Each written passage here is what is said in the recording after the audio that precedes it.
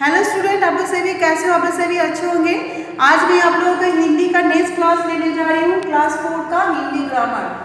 तो मैं आप लोग क्रियाओं के रूपांतर पढ़ा रही थी। मैंने इसके पहले वीडियो में आप लोग को भविष्य काल की परिभाषा और उसके भेदों के बारे में बताया था। तो आज मैं आप लोगों को इस चैप्टर के लास्ट अध्याय में आ चुकी हूँ और मैं आप लोगों को वाच्य पढ़ाऊँगी। तो वाच्य क्या होता है और उसकी परिभाषा क्या है मैं आप लोग को बताऊँगी। वाक्य की परिभाषा है क्रिया के जिस रूप से यह पता चले कि वाक्य में क्रिया के होने का मुख्य कारण या फिर विषय क्या है, उसी विषय या कारण को हम वाच्य कहते हैं। तो क्रिया यानी काम के जिस रूप से ये पता चले कि वाक्य में क्रिया यानी काम के होने का कारण क्या होता है। किसी भी वाक्य में काम का होने का कुछ तो कारण होगा, तो उसका कारण क्या होता है, उसी कारण को हम लोग क्या कहते हैं, वाच्य कहते हैं।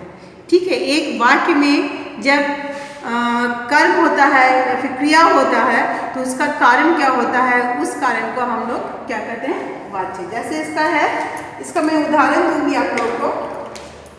उदाहरण है आपका लड़का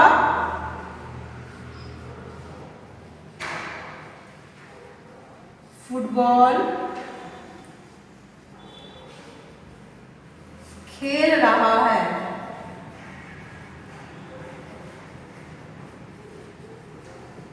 फिर है आपका लड़के के द्वारा फुटबॉल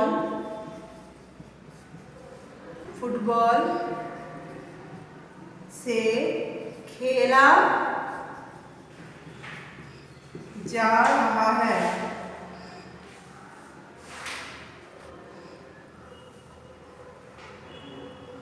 खेला जा रहा है।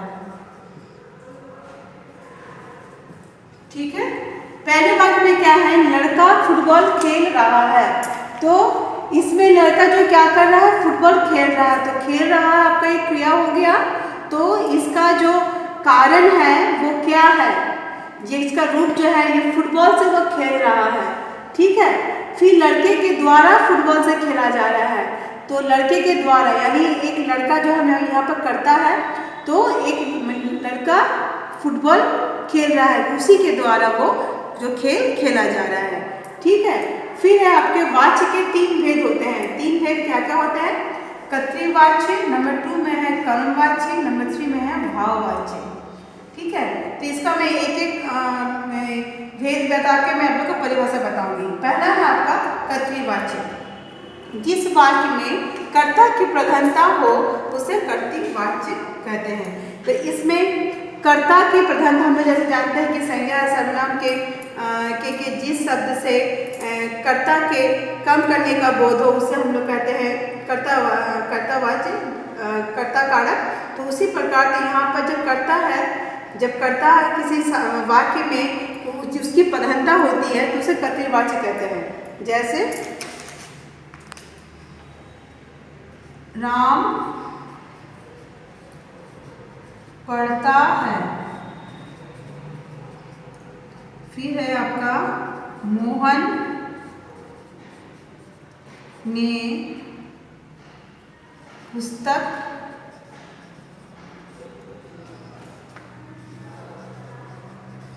खरीदनी है। फिर है आपका मोहन को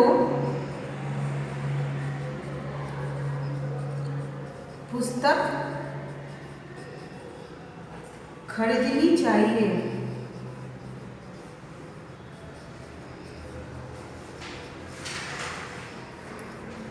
ठीक है, राम पढ़ता है, फिर इसमें राम जो करता है तो इसकी किसी प्रधानता का पता चल रहा है कि यही आपका जो मुख्य ये है शब्द है। मोहन ने पुस्तक खरीदनी है, इसमें भी मोहन ही आपका प्रधान शब्द है। फिर है मोहन को पुस्तक खरीदनी चाहिए, इसमें भी इस वाक्य से पता चलता है कि मोहन ही प्रधान शब्द है या फिर मुख्य शब्द है। तो इस तरह से हम लोग शब्दों को क्या करता है, कर्तृवाच्य। जिस तरह से आपको इसका मैंने परिभाषा बताया है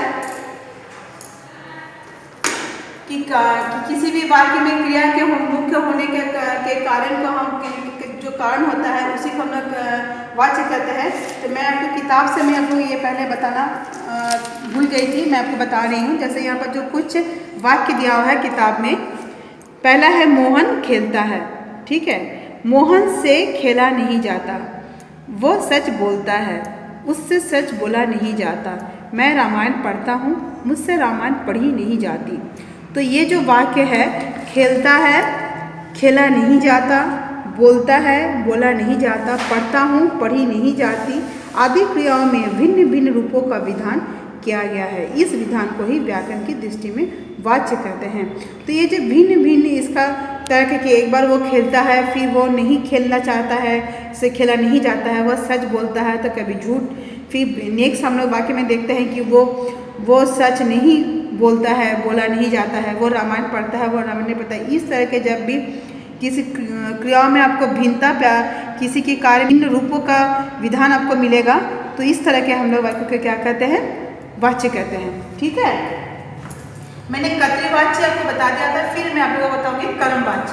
कर्मवाच्य में क्या होता है, कर्मवाच्य में कर्म की प्रधानता होती है, इसलिए उसे कर्मवाच्य कहते हैं। कर्मवाच्य में क्रिया कर्म के अनुसार होती है।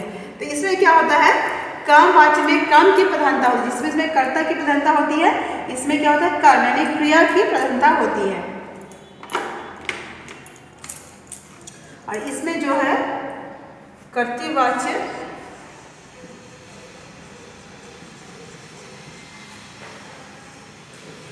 में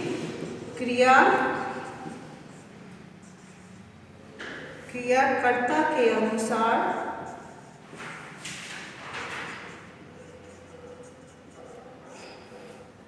होती है। इसमें जो है क्रिया जो है काम वो कर्ता के अनुसार होती है, जिस प्रकार वो करता है उसी प्रकार से वो होती है।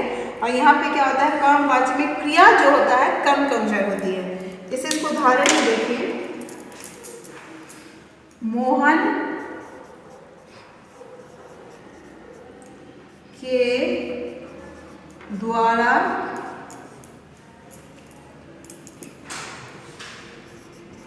पत्र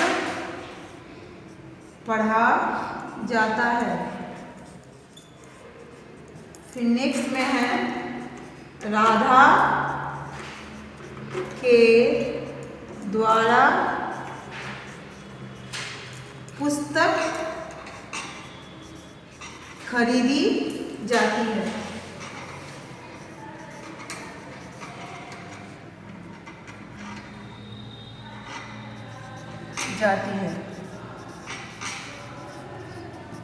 देखिए इसमें मोहन के द्वारा पत्र पढ़ा जाता है, तो मोहन क्या करता है, वो पत्र पढ़ रहा है, ठीक है। इसमें कर्म को प्रधान दिया गया है कि वो पढ़ा जाता है, वो पढ़ता है। फिर है राधा के द्वारा पुस्तक खरीदी जाती है, इसमें भी कर्म को प्रधान दी जाती है कि वो पुस्तक खरीदी जाती है, ठीक है। तो इस प्रकार के वाक्य को हम लोग कर्मवाच्य कहते हैं।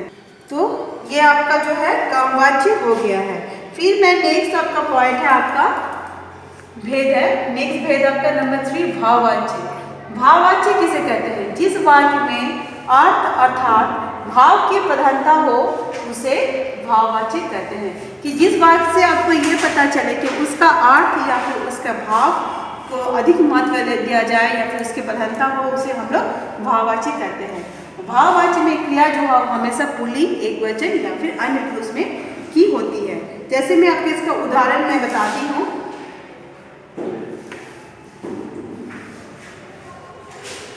तुमसे दूध नहीं पिया जाता। फिर है आपका मुझसे आया नहीं जाता। फिर है आपका नंबर 3 में किसी को ऐसी बातें नहीं, किसी को ऐसी बातें नहीं सुनी जाती।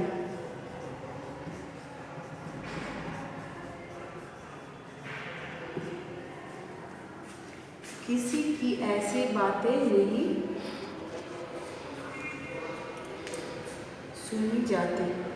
ठीक है, देखिए इसमें जो है सेंटेंस में पहला जो सेंटेंस है, तुमसे दूध नहीं पिया जाता, तो इसमें जो है इस वाक्य में आप देखिए आपका जो क्रिया जो है इसमें क्या है, पिया जाता है। तो ये आपको हमेशा याद रखना है, ये पुल्लिंग में एक वचन और अन्य पुरुष में ही होता है। ठीक है, फिर है आपका मुझसे आया नहीं जाता, यानी मुझसे आया नहीं जाता। ठीक है, फिर है आपका किसी की ऐसी बातें नहीं सुनी जाती। ठीक है, तो ये जो 3 वाक्य से ये आपको भाववाचक का पता चलता है, किसी के भाव का पता चलता है कि उससे दूध नहीं पिया जाता, वो उससे किसी तरह से आया नहीं जाता है, या फिर उससे किसी की ऐसी बातें सुनी नहीं जाती। इससे भाव प्रकट हो रहा है। तो आज का ये क्लास मैं समाप्त करती हूँ। मैंने क्रिया के रूपांतर नामक चैप्टर का मैंने आपको ख़त्म कर दिया है। तो इससे रिलेटेड स्टडी मटेरियल में मैं आपको बाद में भेजूँगी। तो आज मैं अपना क्लास यहीं समाप्त करती हूँ। धन्यवाद।